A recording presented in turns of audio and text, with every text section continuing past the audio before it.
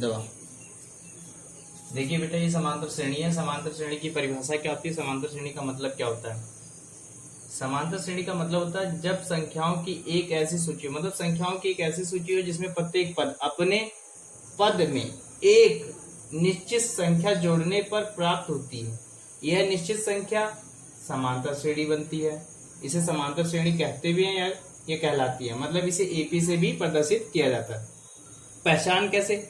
जैसे देखिए, हमने यहाँ पर एक लिखा, एक में इसमें 3 जोड़ेंगे कितना होगा? 4, 4 में 3 जोड़ेंगे कितना होगा? 7, 7 में 3 जोड़ेंगे तो कितना होगा? 10।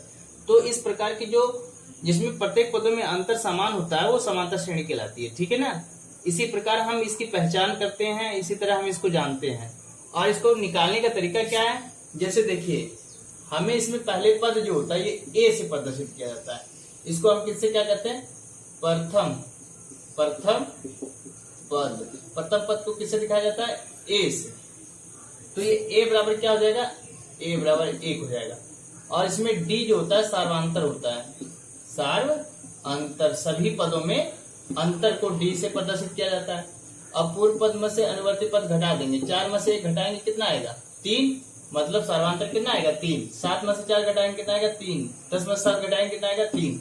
और एक चीज और बेटा, जब समांतर श्रेणी में पद इस तरह अनंत दे दिया जाए तो इसका मतलब ये जो श्रेणी है यह आपकी परिमित श्रेणी है, अपरिमित है। जब पता ना हो कहां तक है तो इसको क्या कहते हैं? अपरिमित एपी, अपरिमित एपी। क्लियर है?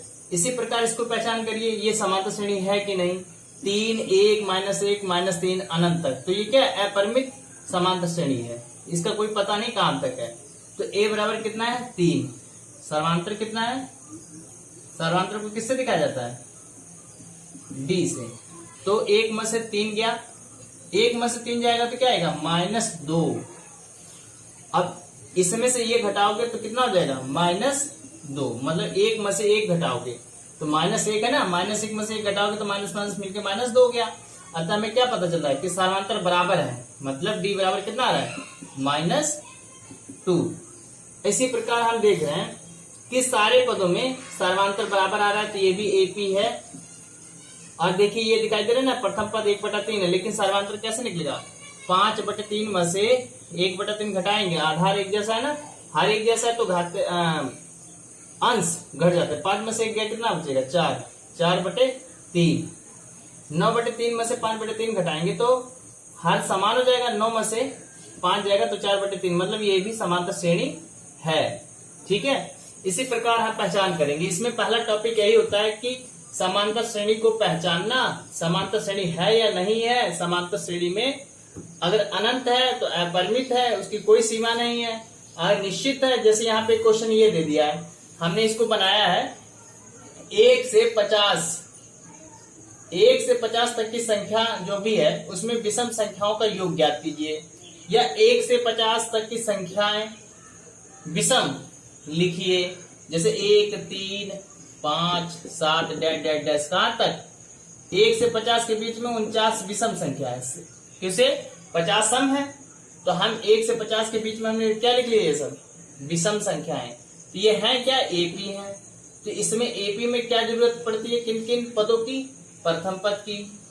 प्रथम पद जिसको ए से दिखाया जाता है, ए बराबर कितना है? 1।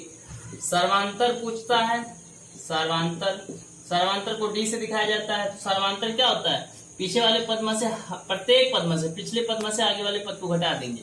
लेकिन जो प्रथम पद होता है उसको नहीं घटाया जा सकता है, लेकिन हमेशा दूसरे पद को पहले पद में, दूसरे पद को पहले पद घटाया जाए तो उसमें सर्वांतर निकल जाता है। जैसे 3 में से 1 घटाएंगे 2, 5 में से 3 घटाएंगे 2, तो कितना आएगा सर्वांतर? 2 का। ठीक है? अब इसमें पदों की संख्या, पदों की संख्या अब 1 से 50 के बीच में कुल मिला के 25 संख्याएं होती हैं विषम। पदों की संख्या n जो है ये पदों की संख्या है जो विषम कितनी है? 25 पद इसमें विषम है 1 से 50 के बीच में। अब इसमें क्या बोलता है? अंतिम पद,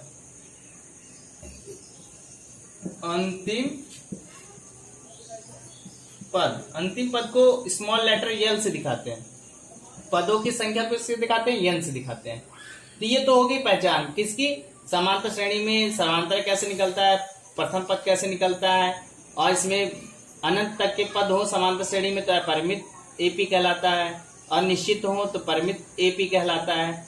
अब इसमें क्या क्या पूछता है, तो टॉपिक किस प्रकार के हैं पूरे आपके इस अर्थमेटिक प्रोग्रेशन में टॉपिक है समांतर श्रेणी की पहचान। तो ये तो अभी आपको मैंने बता दिया। परिमित ये है, परिमित क्या होता है, समांतर श्रेणी की पहचान में एक बार फिर से, समांतर श्रेणी का मतलब आपको एक बार मैं फिर से बता दे रहा हूं कि समान अंतर, जब किसी भी संख्या में सभी पदों में समान अंतर हो तो ये समांतर श्रेणी कहलाती है, ठीक है। लेकिन इसी समांतर श्रेणी में जब पदों का मान निश्चित हो तो परिमित होती है, और पदों का मान अनिश्चित हो, कोई पता नहीं कहां तक है, तो क्या होती है, अपरिमित होती है। फिर समांतर श्रेणी को एपी से भी प्रदर्शित किया जाता है, मतलब अर्थमेटिक प्रोग्रेशन। समांतर श्रेणी में व्यापक पद होते हैं। अब व्यापक पद कैसे होते हैं, जैसे हमने अभी आपको बताया समांतर श्रेणी, समांतर श्रेणी है। अब समांतर श्रेणी में आप जानते हैं प्रथम पद क्या बताया, ए, सर्वांतर क्या है, सर्वांतर डी, सर्वांतर डी है। तो प्रथम पद है तो श्रेणी क्या बनेगी, आपको मैंने बताया है, श्रेणी आपकी बनेगी प्रथम पद ए है, उसमें डी जोड़ते जाएंगे, दूसरा पद क्या हो जाएगा, ए प्लस डी हो जाएगा, तीसरा पद क्या हो जाएगा, ए प्लस 2d हो जाएगा, डी जोड़ रहे हैं ना डी में तो 2d हो जाएगा। इसी प्रकार फिर इसमें टी जोड़ेंगे तो अगला पद आएगा ए प्लस 3d, फिर ए प्लस 4d, इसी तरह डैश डैश डैश आगे जहां तक जाएंगे, मतलब जो भी अंतिम पद होगा तो ए प्लस एन डी तक होगा। अतः समांतर श्रेणी का व्यापक सूत्र क्या बन रहा है, A plus D, A plus 2d, A plus 3d, A plus 4d, dash dash n पद तक ए प्लस एन डी, ठीक है। इस प्रकार हम कह सकते हैं समांतर श्रेणी के ये व्यापक पद हैं। ओके, अब व्यापक पद होने के बाद आप जानते हैं क्या पढ़ना है, समांतर श्रेणी में सभी पदों का नाम व पहचान। ये आपको अभी मैं इसमें बता चुका हूं। जैसे समांतर श्रेणी में एपी में आपको क्या क्या पता होना चाहिए, प्रथम पद ए, प्रथम पद ए,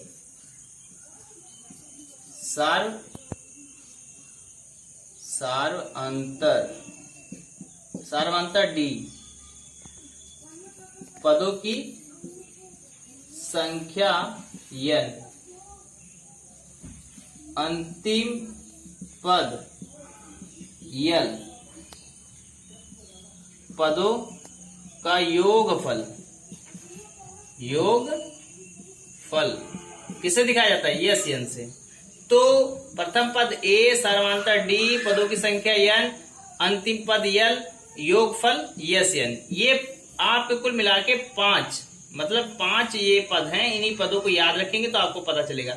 और कहीं कहीं पदों को दिखाने के लिए tn का प्रयोग करते हैं, या क्या करते हैं, n का प्रयोग करते हैं। जैसे tnवां पद ज्ञात करिए, क्या करते हैं, tnवां पद ज्ञात कीजिए, nवां पद ज्ञात कीजिए श्रेणी का। तो ये भी कहीं कहीं ऐसा दिखाई देता है। तो आप ये चीज आपको पता होनी चाहिए, इसकी पहचान में ये है।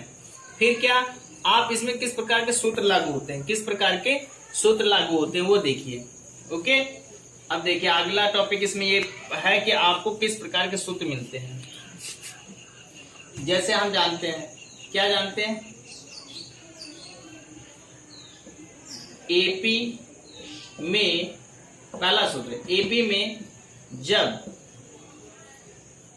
nवां या tnवां पद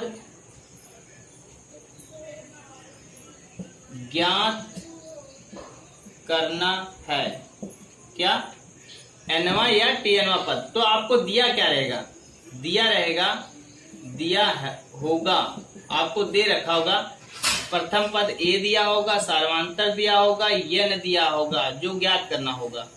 मतलब n पद दिए होंगे तो tnवां पद ज्ञात करेंगे। तो a दिया हो, d दिया हो, nवां पद ज्ञात करना होगा। तो आपको सूत्र क्या लगेगा, nवां पद मतलब a nवां, श्रेणी का nवां पद, किसका, श्रेणी का a पद। तो a पद कैसे ज्ञात करेंगे हम? a plus n minus 1 into D. इसी को हम tn से भी लिख सकते हैं। श्रेणी का t माने टर्म, टर्म का nवां पद, nवां पद ज्ञात करना हो तो क्या, इसी सूत्र को a plus n minus 1 into D.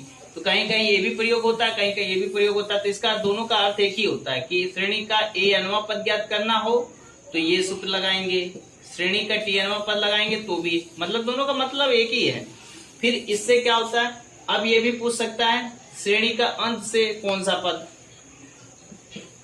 श्रेणी ये प्रारंभ से है, इसको क्या कर सकते हैं, श्रेणी के प्रारंभ से ज्ञात करना। अब श्रेणी का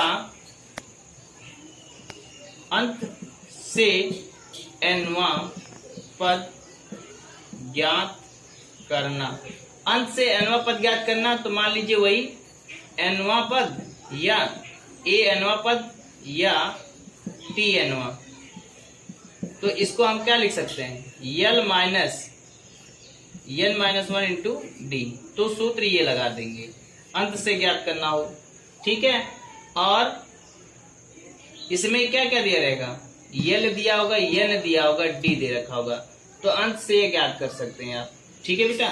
फिर n पदों का योगफल, n पदों का योगफल ज्ञात करना हो तो S n equal to n by 2 a plus n minus 1 into T, ये सूत्र लागू कर देंगे। और कभी कभी इसमें क्या दिया रहेगा आप जान ही रहे हैं, इसमें a दिया होगा, d दिया होगा, n दिया होगा, ठीक है ना। a d n दिया होगा तो आप इस सूत्र से पदों का योग निकाल लेंगे।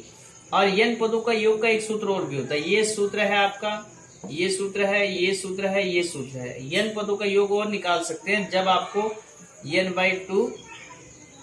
बाई टू पहला पद और अंतिम पद भी दिया हो तो ये सूत्र लागू होगा।